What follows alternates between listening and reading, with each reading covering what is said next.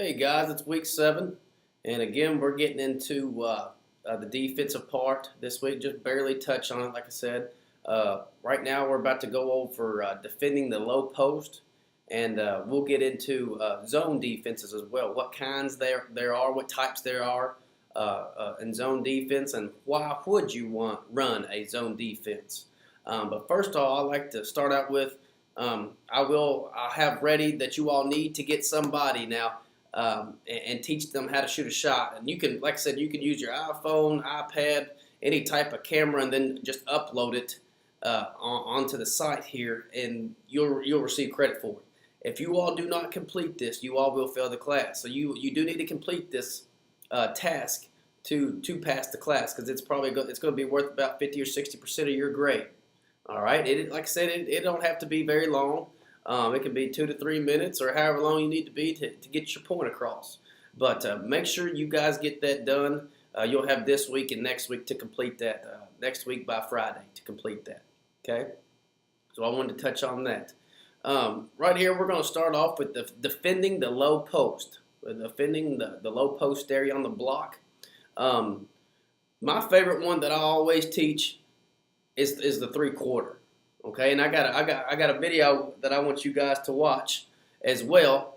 He's teaching a middle school team, but he does a great job of teaching it. That coach does, and I would like for you all to watch that and get some pointers on that. But the 3/4 is my favorite low post defensive move. That's the only thing I teach, to be honest with you.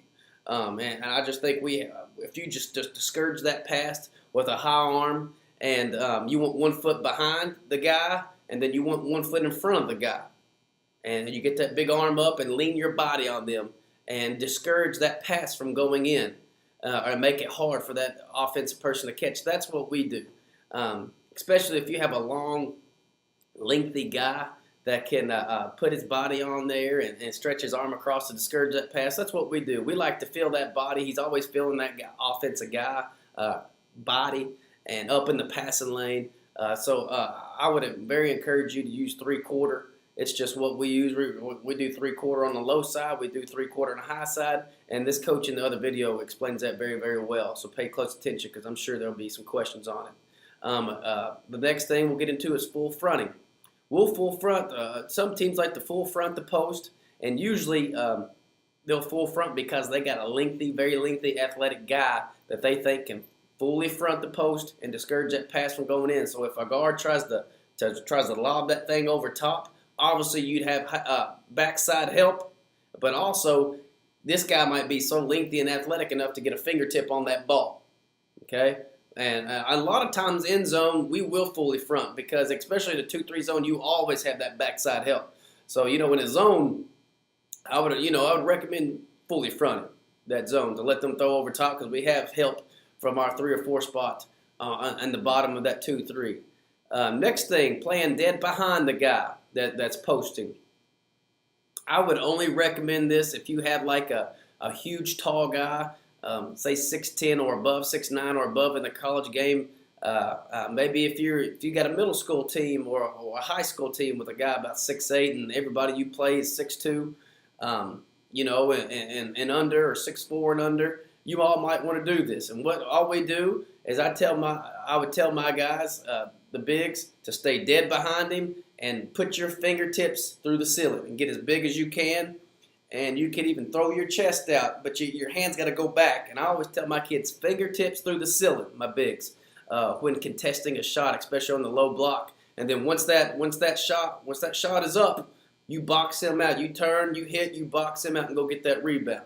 So I would only recommend going fully behind if you have a huge, tall, lanky guy that has maybe trouble with his feet, slow-footed, and then of course if you want to keep him out of foul trouble. Say you do have a big that's 6'9" and things like that, and he's got 2 fouls with 8 minutes to go, and you have to have this kid in the ball game.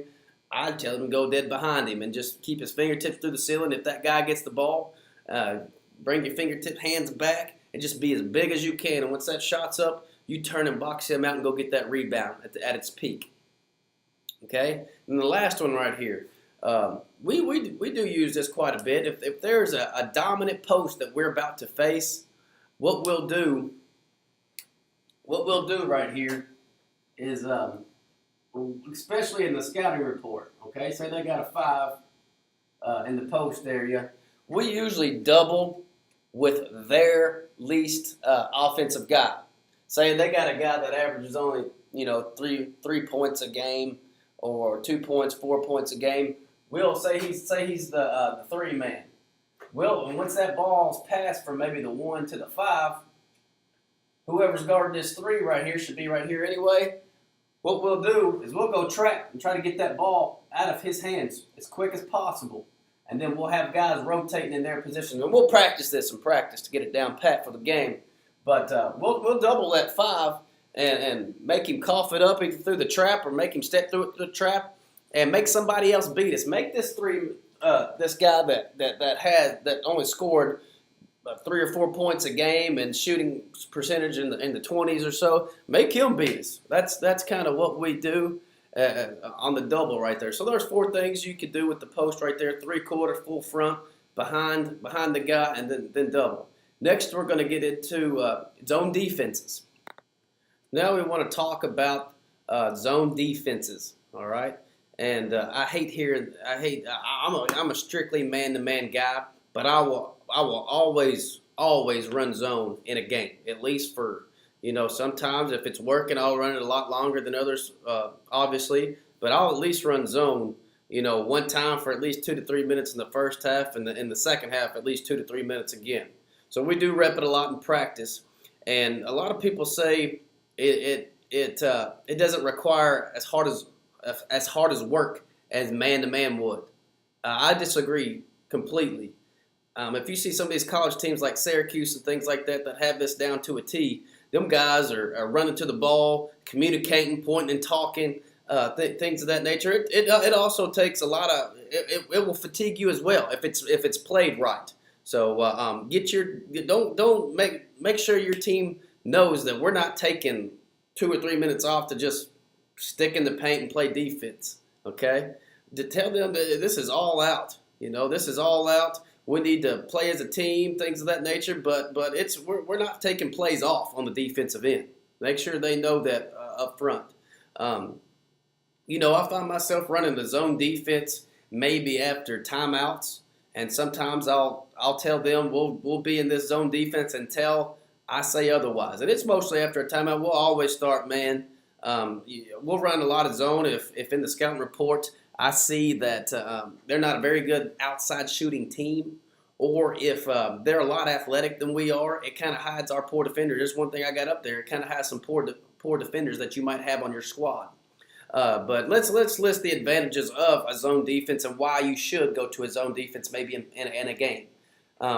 It forces an outside shot.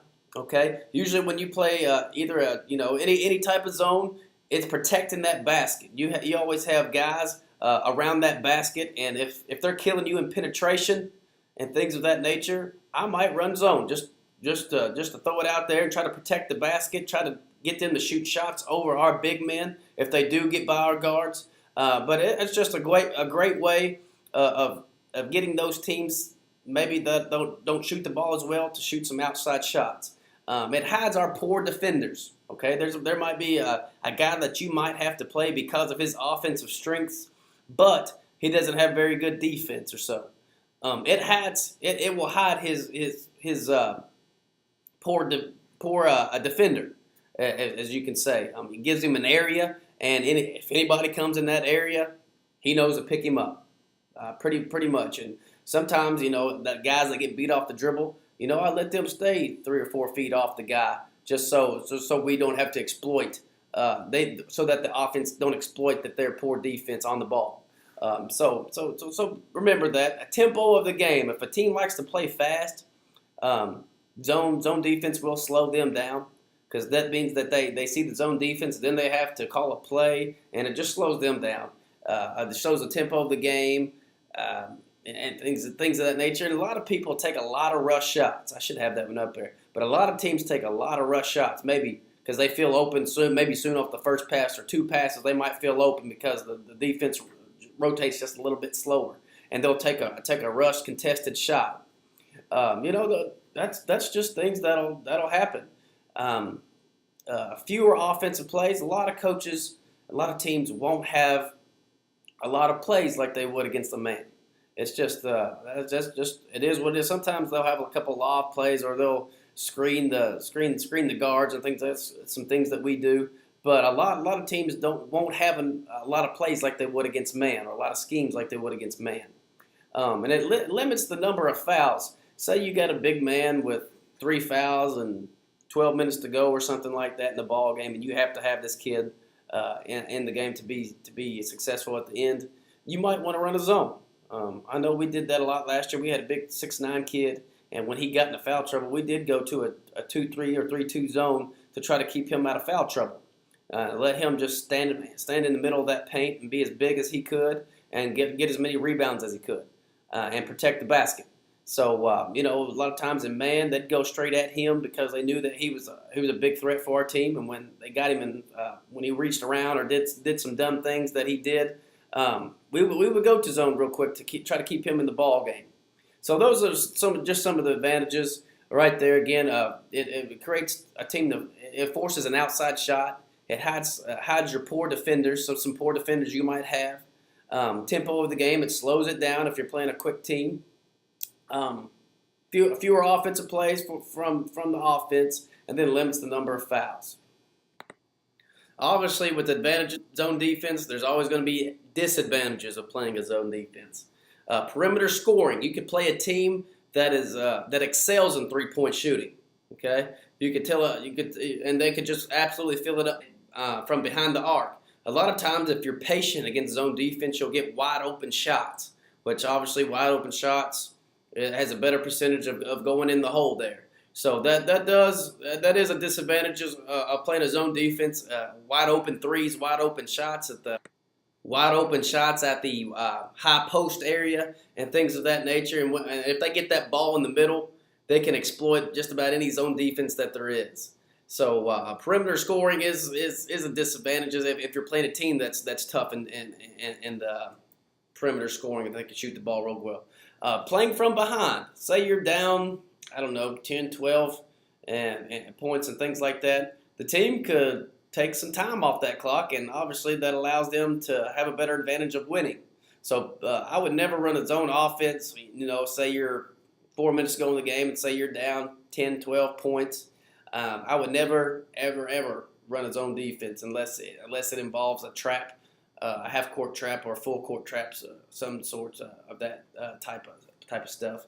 But playing from behind can also be a disadvantage when running a zone defense. Rebounding. Obviously, players in the zone have their area of rebounding, and sometimes when a ball is shot, 2 players will crash in that area. So it allows it to, harder to box out when playing defense. They're not really sure who to box out, where to box out, when to go to box out. So in practice, this needs to be repped many, many, many times to make sure we get that rebound and get that ball secure and get it out in offense. Zone defenses, there's a lot of gaps in zone defense, especially in that high post area or that short corner area where a lot of teams like to get that ball in. And and if your team is not communicating, rotating like they should be, those spots are big gaps within defenses and easy to score when that ball is got into in those gaps. Last one I got on there might be the most important one. The degree of difficulty in zone defense is hard. Is a disadvantage. Knowing one's responsibility if the ball is in this area, or what if a ball's like probably in between both areas, who takes the ball, things of that nature. Responsibilities become hard, I guess you could say, of who has that ball, or is it that man? If they bring cutters through that lane and overload aside, who has who? Things of that nature. It just the degree of difficulty is a lot more tough than it would be in a man. Say you know who your man is, you know who to help, who's rotating down, things of that nature. Some key points of emphasis in zone defense. Number one, always communication. Any part of defense, whether you play man or zone, communication has to be the biggest thing you stress to your guys. All 5 guys need to know that they're on the same page. Okay, Communication is very vital, very important. Guys need to be pointing at the ball, talking to each other. If a cutter comes, they need to be telling that guy, coming in the middle, cutting in the middle. They have to know everything about communication. Number 2 right there, anticipate passes. Okay? As soon as that ball leaves the fingertips of an offensive player and he's throwing it to another offensive player, those guys need to be there and anticipating that pass, anticipating where they need to be. Okay? They need to anticipate where they need to go, where they need to be on the pass. Okay? Not when the guy catches the pass, but on the pass. When the ball's in the air, on the flight of the ball, they need to anticipate where to go, where they need to be. Okay? And that needs to be repped out and practiced many, many times. Okay? An offensive player's location. Obviously, in the scouting report, you all should have, hey, Mike Jones is a 45% three-point shooter. Know where he is at all times. Okay? Because they'll probably, especially in a zone, they'll probably be trying to run him off screens, trying to get him the ball to free him up for a wide-open three since he is such a great shooter. Okay? So, know where he is at all times. And that you need to stress to your team. And that's where that communication comes in. Hey, Jim Jones is running along the baseline, or Mike Jones is running along the baseline, or knowing where the locations are. If he is in your area, maybe shading towards him a little bit more than normal. Okay? So offensive player location is important. If you have 2 guys in your area, you need to be communicating to another guy that doesn't have anybody in his area to help out and come down. Okay? Last thing right there. Obviously, if you run zone, you want to keep that ball out of the middle, and you want to keep as many layups, no layups as possible. Okay, you're trying to protect that basket. That basket is your area. That basket is your all's, and you're trying to keep everything outside in the perimeter. Okay, because obviously a layup is a higher percentage shot than a three-point basket. Okay, so stress to your teammate. If that ball is inside, we are getting in. If the ball is penetrated, we are trying to stop that ball immediately and try to get that offensive player to kick out for a perimeter shot. So no layups should be in your zone defenses. Now I'd like to go over what types of zone defenses there are. Obviously, the 2-3 is the most popular one. That you usually, obviously with the 2-3 zone, you would have your guard set up in this area, your center probably in the middle, and your forwards back. You get your 2 and 3 in the back type set right there. Okay, guys, usually, like I said, zones you want to try to keep on the perimeter. Guys with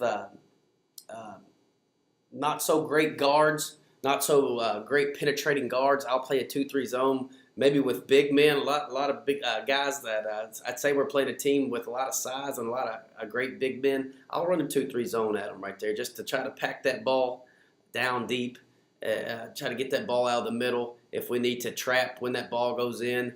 Like if they got a dominating 5 right here, and they got a guard over here, and say somebody's in the corner as well.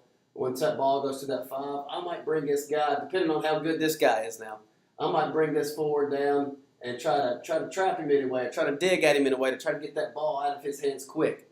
So with the 2-3, anything in 2-3 in the short corners right here, this is called a short corner, I like to trap with my guys. That's just something, the philosophy that I like to do, and I've been pretty successful with it.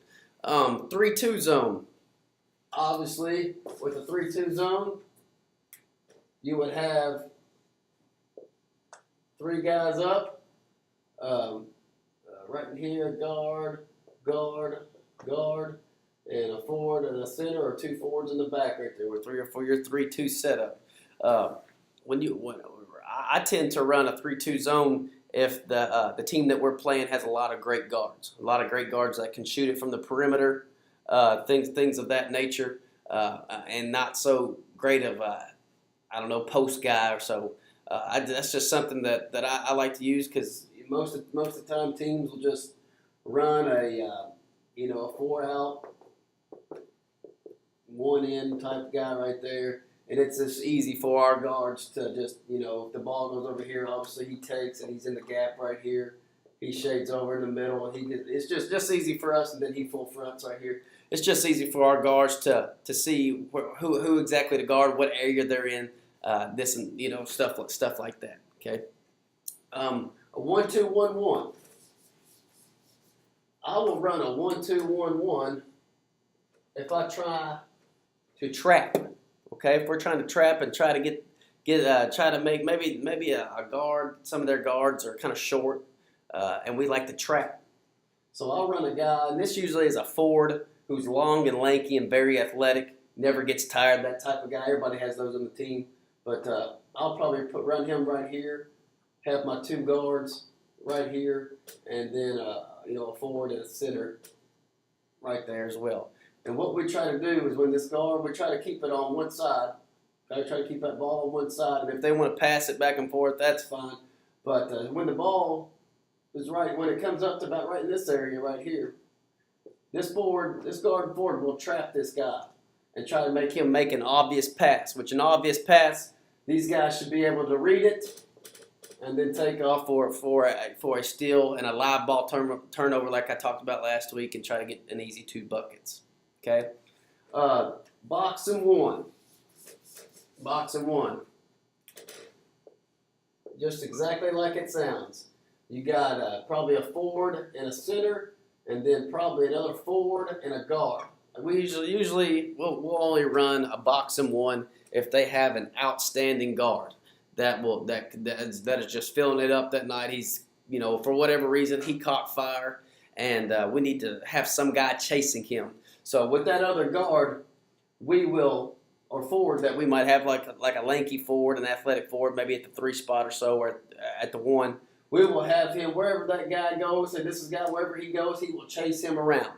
Okay, he will go everywhere he goes, denying him the ball. He knows nothing. He knows nothing else but to play that guy, and I'll face guard him.